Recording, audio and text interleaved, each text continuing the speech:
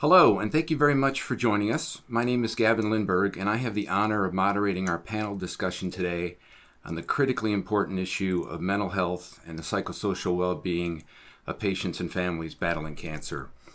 Few things in life can match the trauma and heartbreak that accompanies the diagnosis of cancer in a child. This is true for both the patient, parents, siblings, and other family members. The ability of those impacted to address the mental health and psychosocial challenges that are ever present in a child's treatment journey impacts not only the individual, but those around them as well. And the emotions that patients and families experience are wide-ranging and complex, and unfortunately becomes very easy to feel lost and alone in such a difficult time.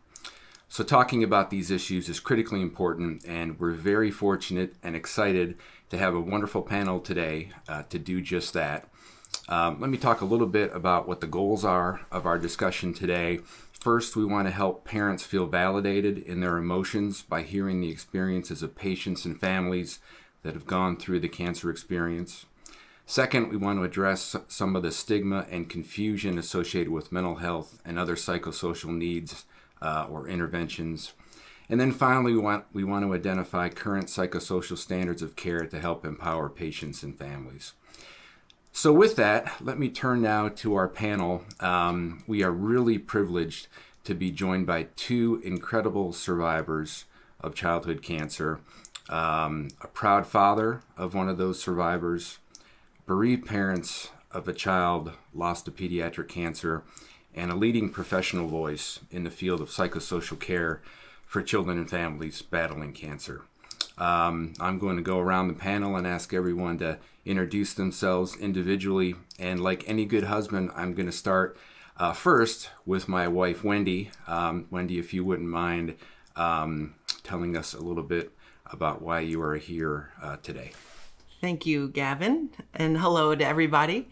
I'm Wendy Lindberg. Together with Gavin, we had a beautiful baby boy named Evan, who unfortunately at the age of 3 was diagnosed with neuroblastoma. He fought incredibly hard for 4 years and passed away at the age of 7.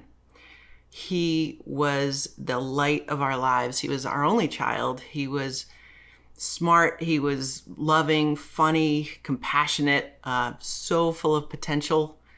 And he was our ray of sunshine. And in his memory, we formed the Evan Foundation. And the work of the Evan Foundation is to continue to spread Evan's light to other families who have to go through cancer treatment. Thank you, Wendy. Let's move along now to Stephanie. Thank you, Gavin. So I'm Stephanie. I'm 19 years old, and I was diagnosed with neuroblastoma at the age of 5, relapsed at the age of 12. I'm currently been in remission for 2 years and been a part of survivorship clinic. And in the fall, I will be a freshman at the Pennsylvania State University, pursuing a major in pre-medicine with the intentions of going to medical school and working as a pediatric oncologist. And I'm very excited to be on the panel today to share my story and give advice to families and patients out there who are going through the same thing I have gone through. Well, Stephanie, thank you so much for being with us. You mentioned Penn State, and that's a perfect segue to Devon and Leah. So you guys are up next. Thanks, Gavin. Hi, everybody. My name is Devon Steele. I'm a former NFL athlete, as well as a positive psychology practitioner, as well as the co-founder of the Still Strong Foundation, which financially assists families who are battling childhood cancer with household bills such as mortgages and utilities. Hi, my name is Leah Still, and I'm the other co-founder of the Still Strong Foundation. We started the Still Strong Foundation after I was diagnosed with stage 4 cancer at just the age of 4. Well, Devon and Leah, thank you so much for being with us. Amazing what you and your foundation do, and we're privileged to have you on the panel today. And speaking of being privileged, we're joined by Dr. Wiener as well. Lori and I have known each other for a number of years, and she's one of the leading professional voices in this space. So Lori, can you please introduce yourself? I'd be happy to, Gavin, and I'm so honored to be here with all of you because truly you are all the experts here, not me. I learned everything from you. I coordinate the psychosocial support and research program at the Pediatric Oncology Branch at the National Cancer Institute, part of NIH, and I have been in this field for over 3 decades, and I still have so much to learn, and happy to share what I can with this panel today.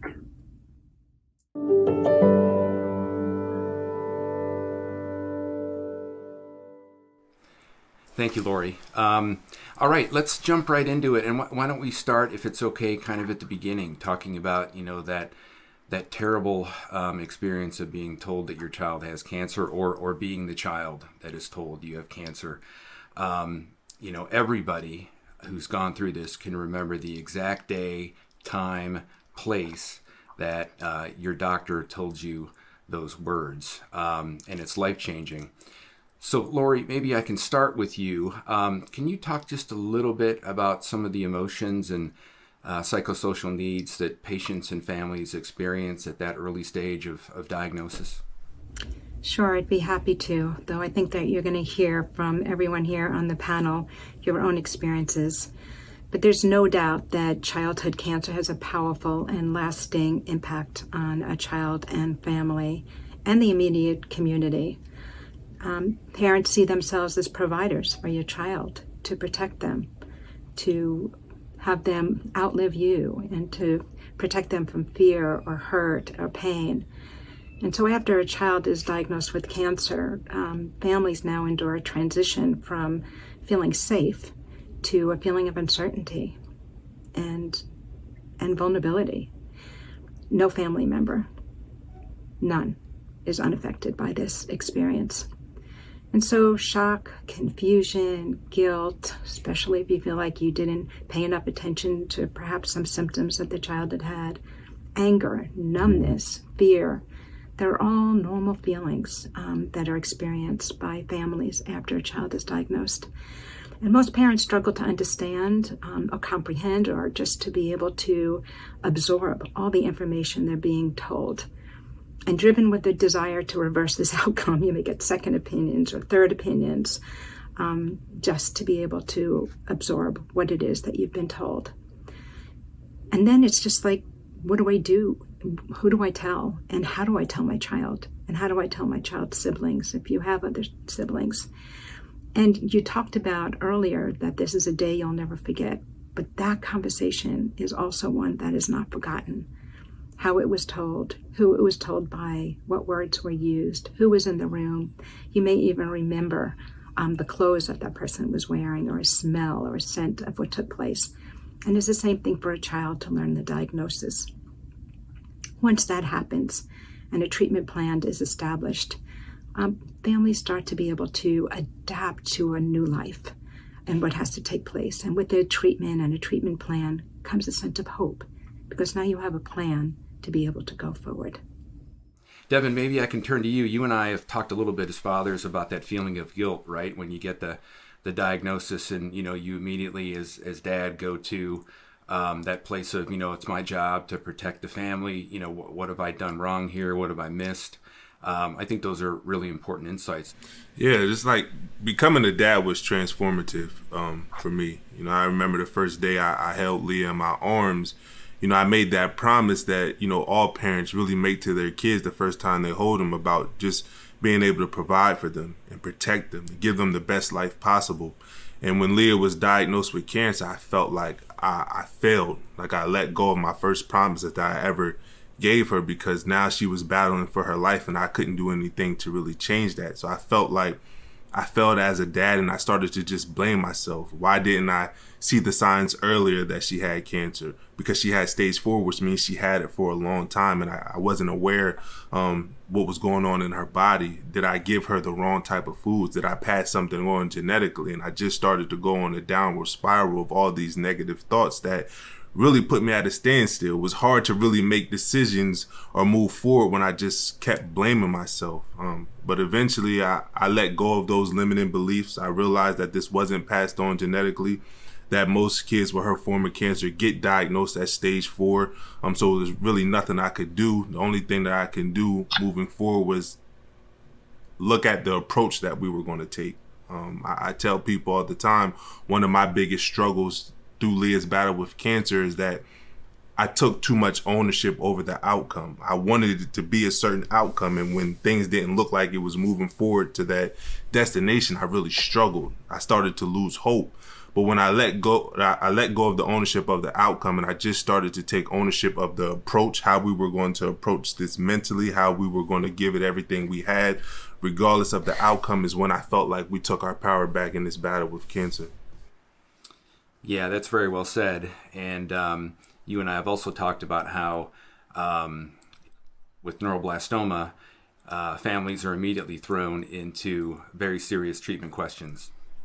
And like it or not, you have to become an expert immediately to make sure that your child gets the best care. So, Stephanie, let me ask you, you come at this from a really unique perspective, because you've heard that diagnosis, if I can use that word, twice, right? You heard it initially, and then you heard it when there was a return of your malignancy. So you had that experience as a younger child, and then as an older child. So I wonder if you could talk a little bit about how those experiences impacted you, particularly since you were at a different age for the second conversation. Yeah, so definitely the first time around I was 5, and I didn't really understand much of what was going on, but I knew, it wasn't anything good. And, when my parents were told the first time, it was definitely the same rush of emotions and questions, asking what neuroblastoma is, what these treatments are, how's it going to affect me. And then come around the second time, it was like, okay, I knew more what was going on. I was able to understand, I'm going through this again, but I had a different perspective being older, again, with understanding how my treatment course would look, similar to the first time. It's going to be a bumpy road, but I knew what I was getting myself into again and how, the journey would be. But again, second time around, it was still different because, different diagnosis, but same from the first time. It was since it relapsed. And, my parents, again, they understood more. Like I understood more the second time around, but it was definitely still a rush of emotions during both times. But second time, I definitely understood more of what was going on and what was going to happen, essentially, through the treatment course.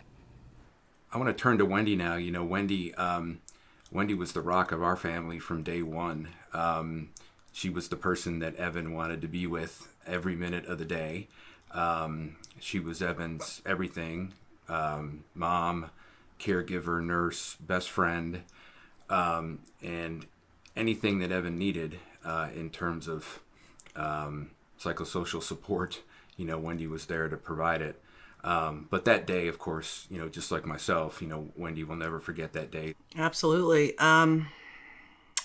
I remember the period of knowing something was wrong, and then going to that, getting a scan, and then being told that there's a mass in your son's abdomen, and then going to the hospital. And I'm just thinking, what's going on here? I was just a, whirlwind of confusing emotions. And we were told to go to the hospital. I remember exactly what that room looked like. And I remember the exact moment that a couple of days later, after the doctors ran all the tests, that we were told that your son has stage 4 neuroblastoma. And then the doctor started going through the treatment protocol with chemo and radiation and everything. And it slowly started sinking in that he's got cancer. Like, I didn't understand when they said neuroblastoma, because I'd never heard of neuroblastoma. And stage 4 sounded a little scary, but it just didn't all come together. And then I remember asking him, I'm like, are you saying that our child has cancer? And he said, yes. And just the abyss that became my emotions at that moment, I just felt like we were at the bottom of a pit with no way out. It was everything devastating. Evan was asleep at the time, and I just couldn't comprehend it. So once that started sinking in, it was decided that he would have surgery to resect his tumor to begin with. And I remember living in that devastation, going down to the operating room and his being wheeled away. And you're thinking to yourself, they're about to do surgery on our child. This doesn't even make sense, And then they wheeled him away, and I sat there in that feeling and emotion of just being like, what are we going to do? Where do we go from here? I have no idea what's next. To this feeling that came, I don't know where it came from, but suddenly I felt like I was ready to start the fight of our lives. Like I was so ready to start that fight. I felt the only way I can compare it is if a boxer is ready to get into the ring, and they're like, shaking their muscles out, and they're getting ready to take it on. And they're like, I'm fearless. I'm going in here. We're going to do this. There is no way but up. We're going to, overcome anything that comes our way. Our little family of 3 is going to overcome anything that comes our way. So that was just the beginning of realizing what a process this is and how it's going to change from day to day. And it's going to feel different on different days. But yeah, starting a diagnosis, man, it sets you off into a path you never thought you'd have to face. But you do.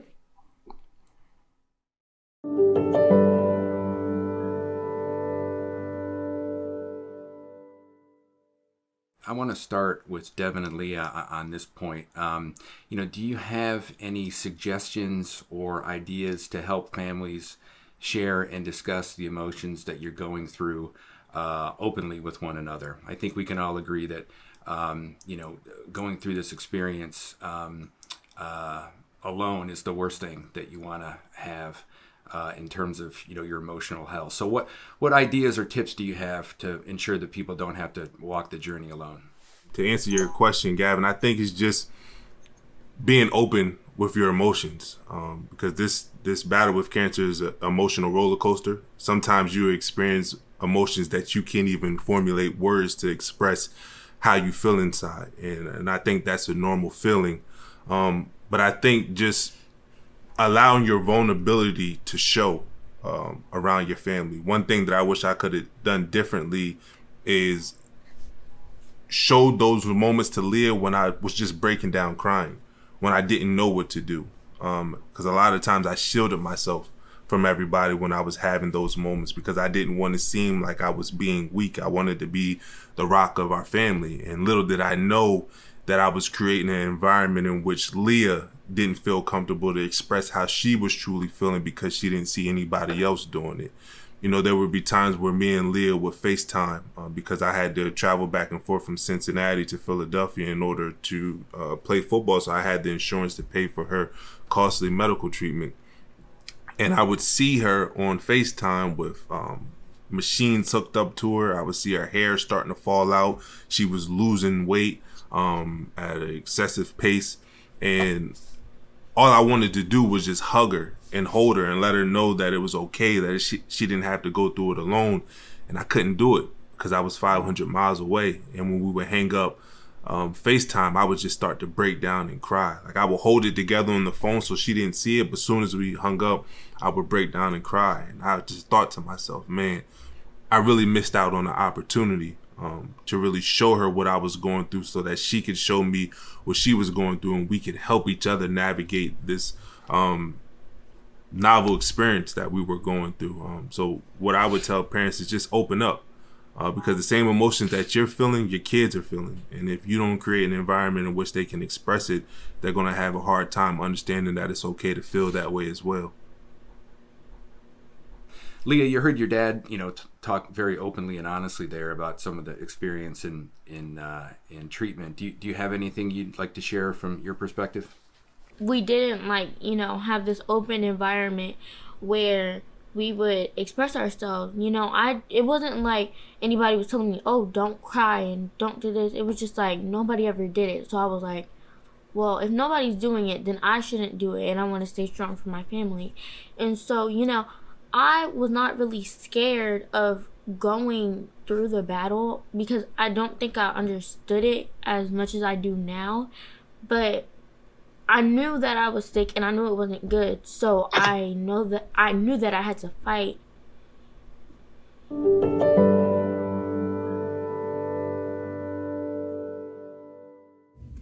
Parents will say, I don't know that I can get back up. I don't know how I could do this. I don't think I can do this. I don't have the strength. I don't have the knowledge. I don't have the ability to watch my child suffer, to watch my child through this. I literally was on the ground.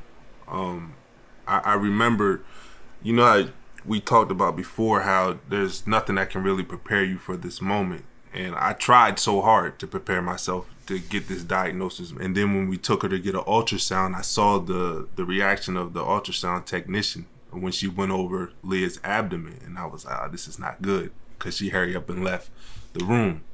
They're going to come out here and say that she has cancer. And I just felt it in my heart that they were going to do that. And about 10 minutes later, the double doors opened up. The doctor walked towards us, and when she went to open up her mouth, her lips started quivering. And I just knew what she was about to say. Honestly, I can't even tell you how I was able to get up. I just knew I had to get up because Leah was dependent on me. Like, although I was going through all these different type of emotions, she was the one that was going to have to get chemo. She was the one that was going to have to get radiation. And if she was willing to go through the pain, if she was willing to fight, then who was I to say I'm not willing to fight?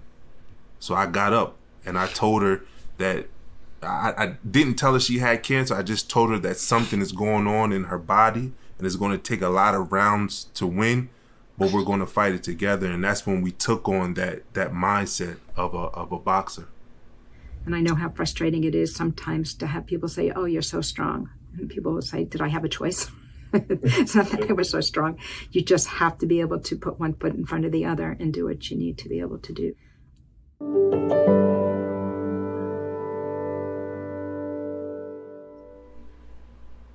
Yeah, so after a diagnosis, the world can seem pretty scary.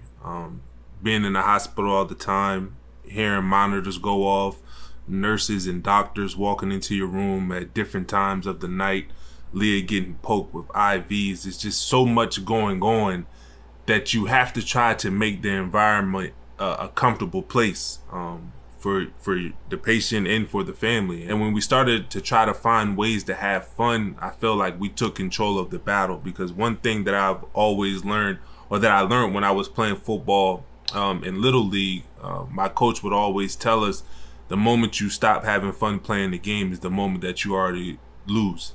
And I took that approach with this battle with cancer. And I told myself, if I allowed cancer to steal our joy, if I allowed it to stop us from having our fun relationship, and that would be the moment that we lose. So we just look for opportunities where we could have fun and create the environment in which we wanted to be in, instead of allowing the hospital to dictate that. And there were a lot of different things that we did to have fun. You remember some of them? Yeah, like when we would have our dance party, the most specific one I remember is when we went to the store and we just started dancing. I liked all type of music. I liked Taylor Swift, Rihanna, all these different people. Mm-hmm. And it was really fun. And I found this video the other day, and I was in the car with my dad, and I was like, we're going home. And it was really good, and it just gave me some flashbacks, because I remember we would always be in a car making videos. And I remember the day of my surgery, we had a video where we did the fist bump, and that always stuck with me. So yeah. Like, one thing that I would do was just try to prime Leah when we would go to the hospital. So I would just turn the music up, blasting, and we'll just start dancing in the hospital, because I wanted her to really prepare herself for what she was about to go into. I call it putting on her game face. I wanted her to envision her coming at the hospital after 5 days of treatment and just celebrating it. Because I think for so many families, and we did this initially, is like, we set that goal that we want our kid to be cancer free, and we're not celebrating until that day happens. And I realized that if we took this approach and the doctors were telling us it was going to take 1.5 years for her to finish treatment, it's like, we're never going to make it there if we're only focused about what can possibly happen 1.5 years from now. So every time we left the hospital, we would turn on the music again in the car and we would just start celebrating those little victories. And Leah would start singing that we're going home. And it just gave her the motivation that, okay, I can do this. I'm strong enough to make it through these 5 days of chemo. So the next time we come back, I'm just going to do it again. And I'm going to continue to use these micro moments of motivation to push me forward. So you not only created amazing memories, which could come back now, but you've also taught Leah when difficult situations happen in her future, that she can get through them, and how. Yeah.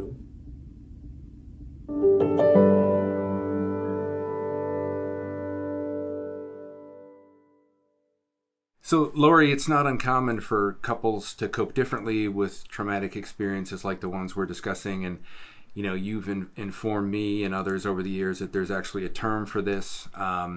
And a little bit of discussion of that I think would be helpful for the audience. Sure. So I think when you have a child diagnosed with cancer, you learn things about yourself that you didn't ever know before. And you find out about your strengths, and you find out about your vulnerabilities, and you find out how you cope with uncertainty. And couples don't know that about each other because they haven't ever been faced with a crisis like this before. And so it's not uncommon for couples to cope differently. So when we think about dyadic coping, we're thinking about the dyad and how parents could be able to tap into each other's resources. And a dyadic coping strategy would be to not only ask about what the partner did that day or what they need to be able to do to meet each other's needs or the family's needs, but to really tap into how the partner is feeling, what the partner is experiencing. So the recommendation for families is to check in with each other about how each other is feeling, to recognize the emotional state that that person is in at any point in time, not just all the things that have to be done. And then that relationship becomes a resource. It's so helpful for the children to be able to see that as well.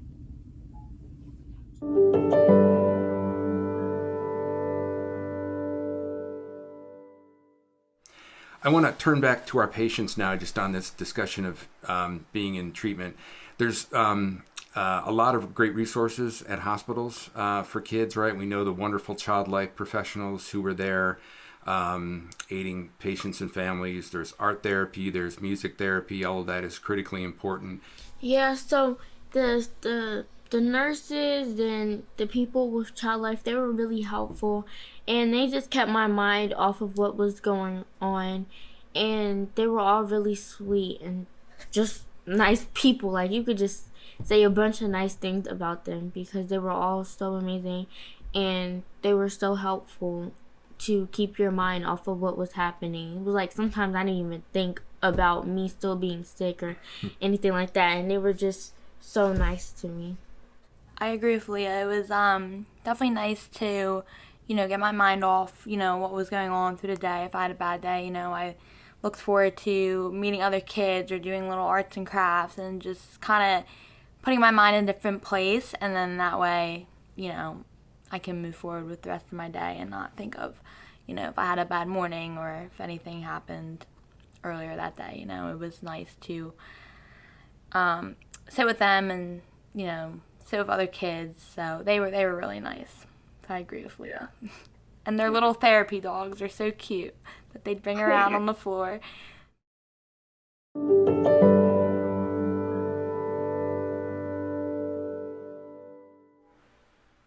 So, Lori, as I said, I want to lean on you a little bit for the discussion about some of the tools and resources that are available to patients and families and providers. And, we're very fortunate that you have been at the forefront of developing these tools along with others in our community. So can you share with our audience a little bit about the psychosocial standards of care for children and families who are going through cancer, what process to developing them were, and where we are with their implementation? Sure. I'll try to do my best to be able to put together many years of work to establish these standards. The standards really began with a couple who had the same experiences you and Wendy had, whose only child died of cancer.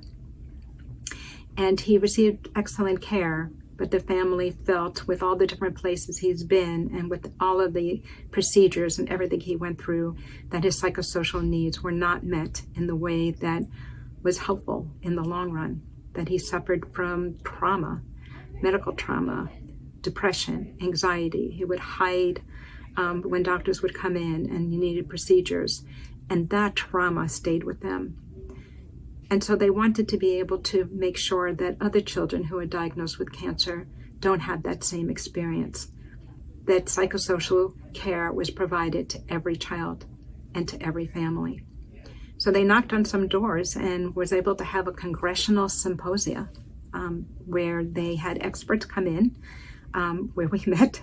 And so the Psychosocial Standards of Care Project was formed. And that took many different forms over several years to really gather the data, to look at what we know and what we don't know. We had 2 think tanks. We had many people involved. Over 66 providers were involved. And we looked at what is essential elements for psychosocial care, and then went back to the literature and said, is there enough evidence for that? And that was eventually narrowed down in another think tank down to 15 standards. And in December of 2015, all 15 standards were published, all separate papers that had rigorous reviews. And so the standards do just that. They start with basic assessment. And I just need to say that the standards, the bar is low, because we had to be able to make sure that they're things that could be applied anywhere, not just at the high resource hospitals. So an assessment of the family's needs, the child, the sibling, and the family's needs on an ongoing basis. And that includes financial needs, spiritual needs, to be able to make sure that children who have CNS disease, they have neurocognitive testing, so we know what their needs may be over time, any changes. To be able to address the needs of siblings, to be able to look at adherence, really important to be able to look at that. To help prepare children for procedures, to provide anticipatory guidance for children and their families to know what to be able to expect next. To be able to consider palliative care. Palliative care is not hospice. Palliative care is a way to be able to address a child's suffering, to reduce those symptoms, to be able to make sure goals of care are being honored. And then when needed, to be able to address bereavement care as well. And there are other standards, including social interactions. And part of social interactions is what you've heard so powerfully from Leah and from Stephanie is important. So some of those activities that you had with Child Life Specialist. And part of anticipatory guidance is knowing how a child learns. Some people are more visual. Some people are more auditory. Some people have to learn by touching. You know, we do something, we help children with leukemia, for example, have blood soup. So they learn about their different, with candy, to be able to learn about the different parts of the blood. For children getting chemotherapy, we think about if they've played a game like Pac-Man, and to be able to think about when the IV is going and their chemotherapy is being infused, to think of them like beep, beep, beep, beep, beep, beep, beep, beep, beep, beep, just destroying all of those cells that they don't want in their body anymore. It's being creative, as you said, Devon. It just comes. Families sometimes need a little guidance, but it comes. You guys are amazingly resourceful. Just need to have that support. And probably one of the most important standards, which is the one that doesn't get met at many hospitals, is the mental health for the parents. And there's many reasons for that. And one of the reasons is because they're often in a children's hospital and the parents don't have their own medical record number. But it's critically important. That, along with the financial impact and what that does to a family's mental health.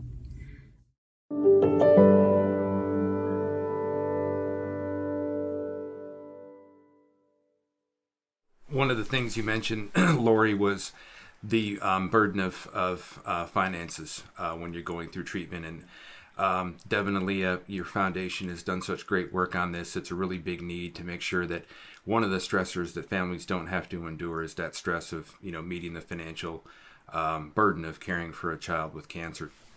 Yeah, so one of the main reasons why we decided to start the foundation, as Leah discussed earlier, one of her pastimes in the hospital was art therapy. So we would travel to the art room a lot to paint and color. And one time we were in the hospital, we went down to the art room, and there was a little girl sitting at a table by herself with an IV pole behind her and an IV drip going into her Broviac catheter. And she was receiving chemo treatment at the time as she was coloring. So me and Leah decided to sit at the table with her so that she wasn't alone. And about 5 minutes of sitting with her, she just started to open up and explain to us how she spent a lot of time in the hospital by herself because she came from a single parent household and her mom had to go back and forth to work in order to afford their bills, like their rent. And I was like, man, like this is crazy. Like somebody has to do something about this. And as I started to do more research, I realized that this was happening all over the country, all over the world, that parents were having to decide whether to keep their lights on or be in the hospital with their families. And I saw that a lot of the families, if you came from a two-parent household, then one parent had to cut back hours on work or they had to completely resign for their job, and families were losing 40% of their annual household income due to cancer treatment work-related disruption. And that bankruptcy rates was 260% higher in households with cancer than similar households without cancer. And when you look at it, it wasn't just impacting the families financially, but when you look at how that financial burden impacts the trajectory of the child's treatment, it's insane because a lot of families have to take matters into their own hands, and they cut back on the dosage of the treatment so that it can try to make it last longer. Some of them miss doctor's appointments because they don't have transportation back and forth to the hospital. They're not eating meals every single day. We knew that we had to do something not only to help out families financially, but help the trajectory, a positive trajectory in their child's battle with cancer. And that's when we decided to start paying household bills such as mortgages and utilities, so families didn't have to worry about that financial burden as they're trying to do everything they can to champion their child through this battle with cancer. Well, God bless you. That's critically important work, as you describe. And it's, you can be the richest person in the world and get told your child has cancer, and it's a horrible, horrible, horrible thing. But to have financial struggles on top of that is really much more than anyone should have to bear. So thank you for that work.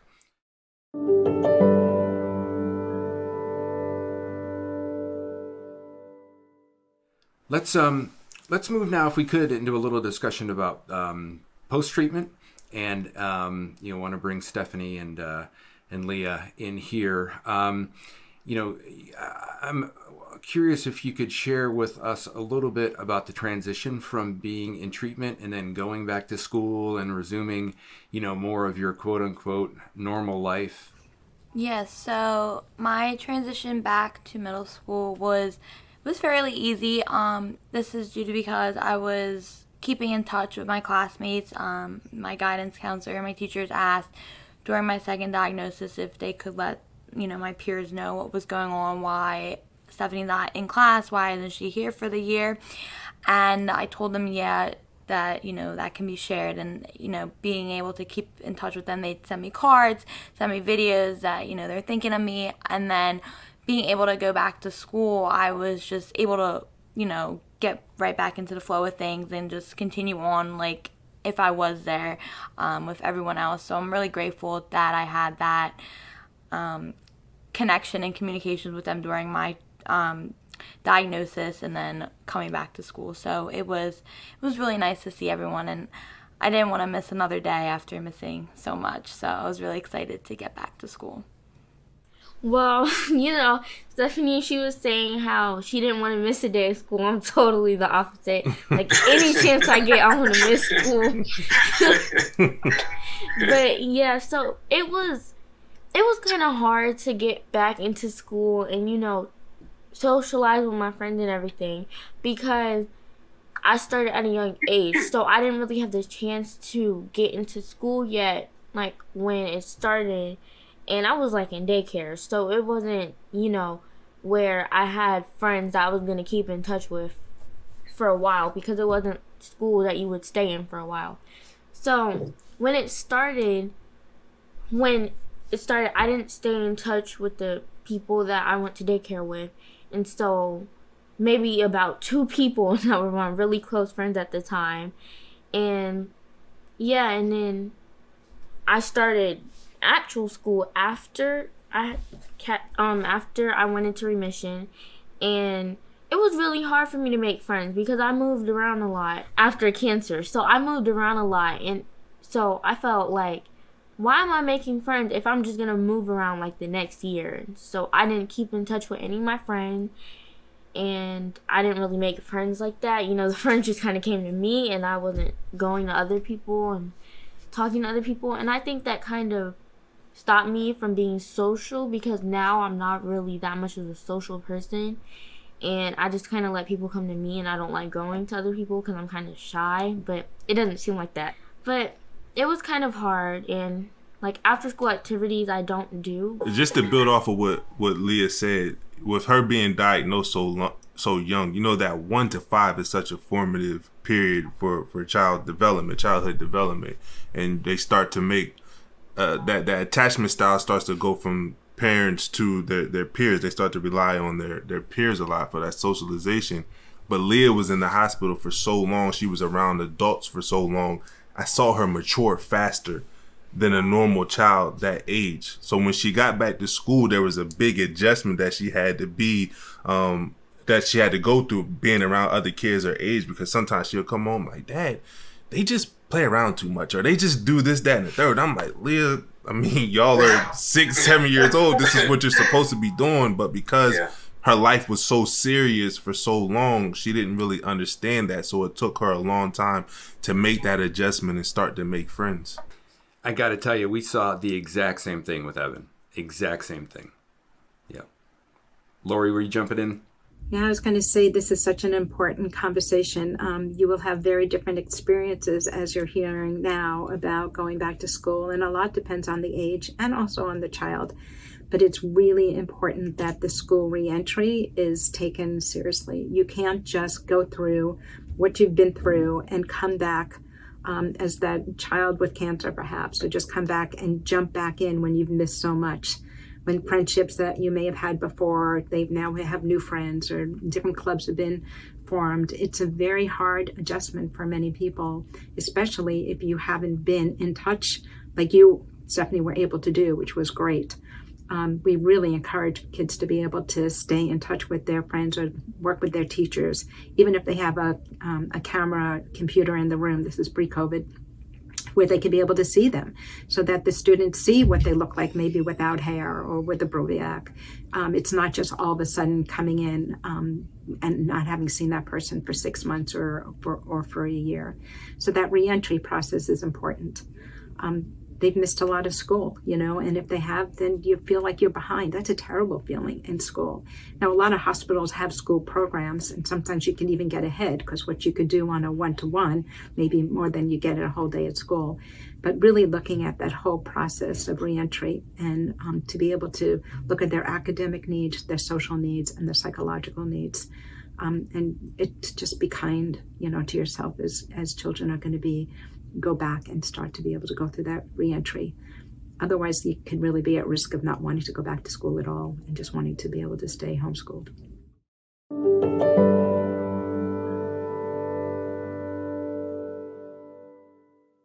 A lot of the research suggests that men and women grieve differently, that men grieve inwardly and they immerse themselves in their work, whereas women rely on those social networks to help them grieve.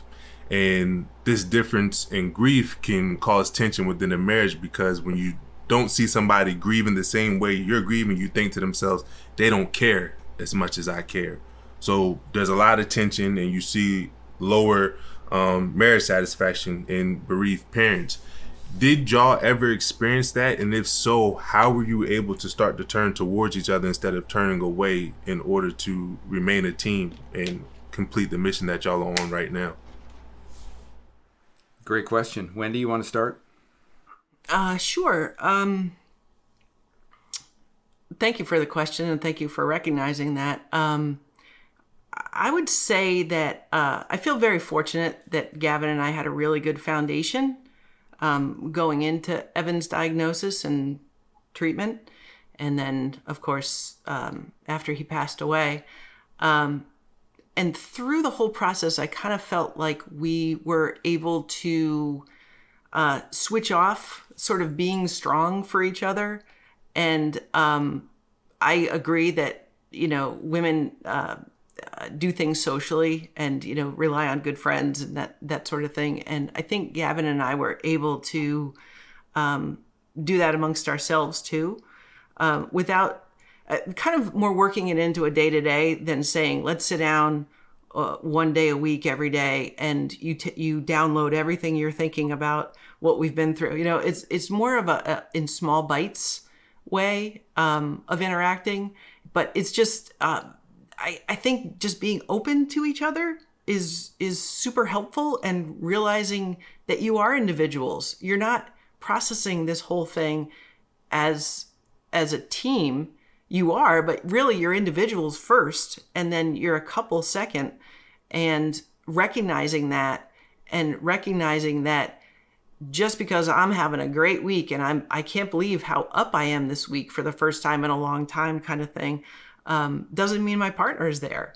So just kind of working with that on a day-to-day basis, and reminding yourself when you're not paying enough attention to your spouse's feelings that day, to check in with them or ask something that might garner a response to let you know what's going on inside of their head for the day. So it's a lot of check-in, I think, but it's an ongoing thing. Wendy, I wanted to follow up with something you just said, because it really resonated with me when you said that, there have been moments where you're just having an up, where you're just feeling good.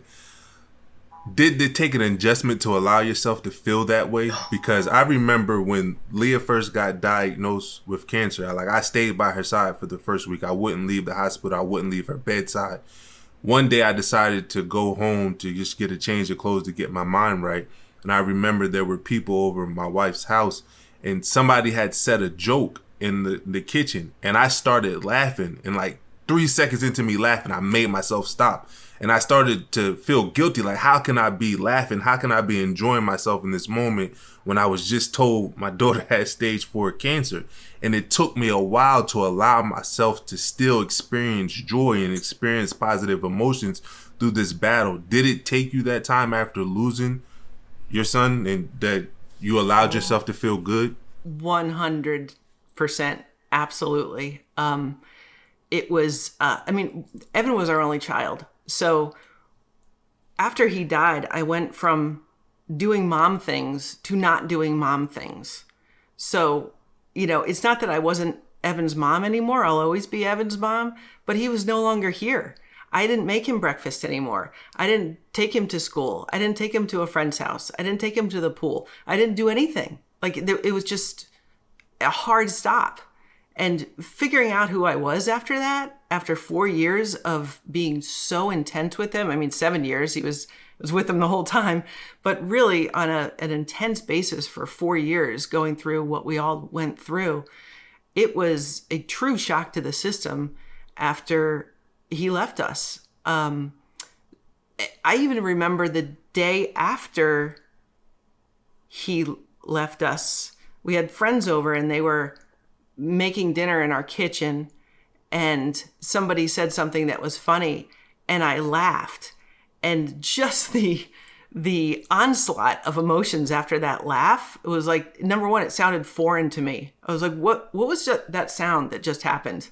It wasn't me. Wait, it was me. How could that be me? And like you were saying, how is it possible that I can be laughing right now? Do I feel good? No, I don't feel any part of good. And that's one takeaway I took away from this whole experience, is how emotions can contradict each other in the same exact second. And not just one or two emotions, 4, 5, 6, 7, 8, 9, 10 emotions in the same exact second are just moving around in your head and you're feeling each one of them simultaneously. I didn't know that that was really possible to that extent before this all happened to me. So Devon, I absolutely agree with how long it takes to allow yourself to start to feel like it's okay to laugh, and it's okay to laugh and not feel guilty about that. And I think what ultimately made me feel like it was okay to do that was imagining Evan and how much joy he gave to us and how much joy he gave to the world. I mean, I'm not kidding that he was a bright light to everyone he talked to. He's just one of those kids. And I thought, I'm gonna let Evan live on in what I do, and how I treat people on a day-to-day basis. So I got inspiration from that, from Evan and who Evan was, to go on and start enjoying things again and seeing other people enjoy things again. And that was kind of a breakthrough for me. I love that. Thank you for being open about that.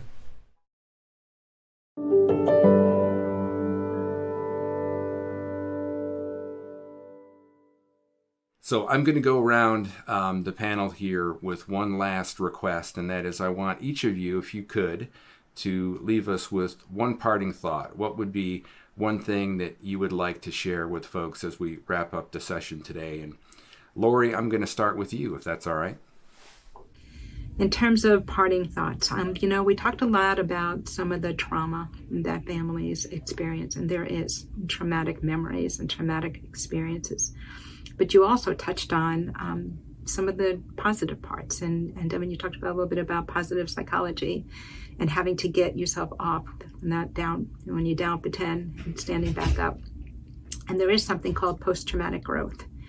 And that is that positive things happen as well. And that doesn't mean it's one or the other. It could be both. And it usually is both.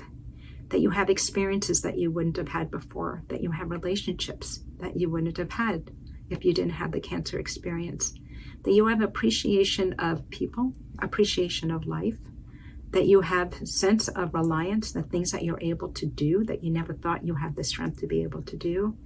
And there's other components. So we always include in our studies, not just looking at the negative, but also looking at the positive.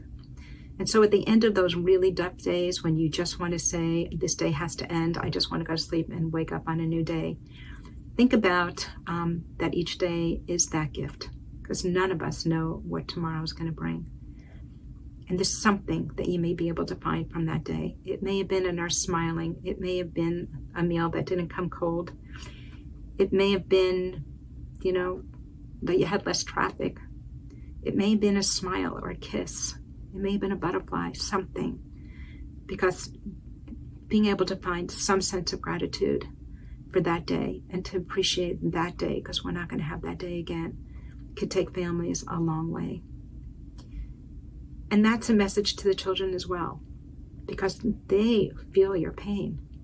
Yeah, so bouncing off Lori, it's important to, move in a positive direction after everything that has happened. And, for myself as an example, I don't want to be looked at as just the girl who had cancer, but when I do look at it that way, I look at it as, now taking those experiences, I'm that person who I am today, and I'm moving forward in that positive direction, hoping to make a career out of it and go into it and just kind of bring that positivity into that field one day, hopefully to my own future patients, and just kind of giving back that hope and that light, and just, being there as a physician and saying to my patients, I was there and, I'm here now and, I want to get you through it. And, there's definitely a light at the end of that tunnel for sure.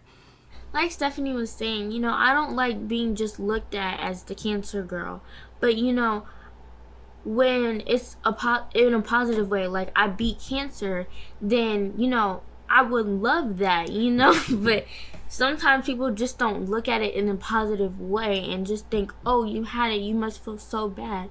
No, I beat it. I feel so good about it because, I went through a lot of rough times, and I'm just so glad that, I get to enjoy myself now and not have to go through that pain. And, just for like the kids that are going through this, stay strong and don't let the cancer affect you, and don't ruminate on it. Like, don't let it control your life. I think the only thing I would add as my closing thought is for people to recognize that there's therapy in taking action, right? So you and I have done that through the Evan Foundation. Every second I'm doing this work, I feel Evan's presence, and that's important for a couple of reasons. Number one, he lives on through us and the work of his foundation. It brings his joy and his spirit, as you discussed, to others, which is amazing. And quite frankly, it makes me, and I know you, feel good about the impact that we're having on families who are, enduring an experience that we're all too familiar with. So that idea that taking action not only is good for the folks you're helping, but quite frankly, it can be good for you as well, I think is important to convey. Isn't it so amazing all the commonalities that families have that are going through this? It's like we come from all different places and different backgrounds, but when we're put in this type of situation, we do a lot of things that are very similar to each other in order to get through this. It's really fascinating to me. It really is.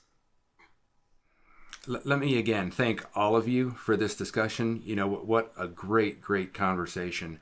And I know our audience is going to take a lot of positives away from it as well. I just want to again thank everyone for your openness and honesty and your willingness to share your experiences. So with that, let me tell our audience thank you, be well, and take care.